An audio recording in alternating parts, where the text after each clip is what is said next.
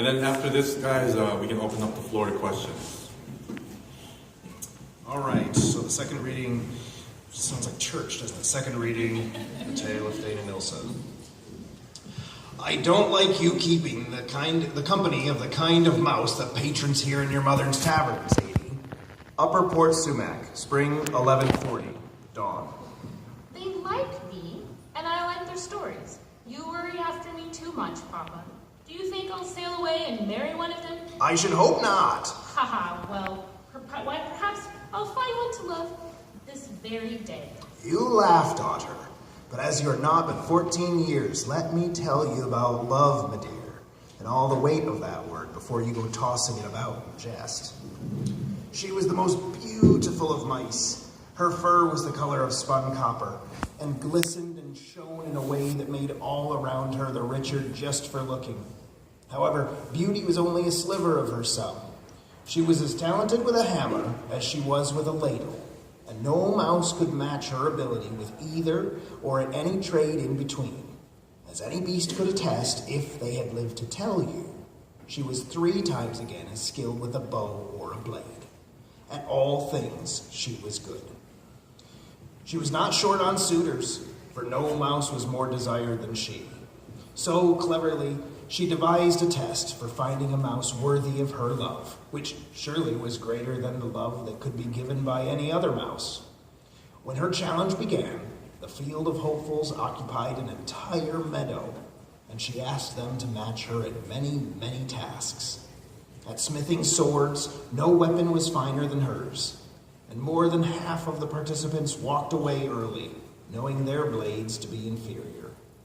When cooking stew, none proved to be tastier than hers, and ashamed of their waste of ingredients and time, the herd of mice was greatly thinned again.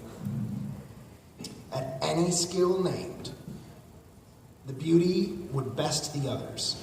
However, with her manner, she never boasted of her own good work, nor spoke badly of their failures. She would quickly announce the next event and move on to it. Even if a mouse had done extraordinarily well in one test, they'd become discouraged enough at the next and walk away with a half-broken heart. For they knew no mouse would be as good at so many things as she. When the group of suitors was down to the size of a guard patrol or two, the lovely mouse declared the next task to be the final assessment. It involved climbing the tallest of rock faces, running through the upper limbs of dead elms before they broke away, daring to catch the antlers of an elk running into the wild country, navigating back into the territories, and swimming out to the Isle of Ven, where she would be waiting to give her heart to a single mouse. And while she climbed and ran and rode giant beasts and swam and waded, the mice became disenchanted and found her no longer a worthy prize for the trouble, effort, and danger involved. That is, all but 2 mice. One was humble and stout and skilled only in the building of boats. His sword was a tangle of iron. His stew was as foul as gull droppings. At all other of her tasks, he was equally poor. But if he did anything better than boatcraft, it was loving the beautiful mouse from afar. The other that remained was boastful and greedy, with a habit of cheating to get what he felt he already deserved.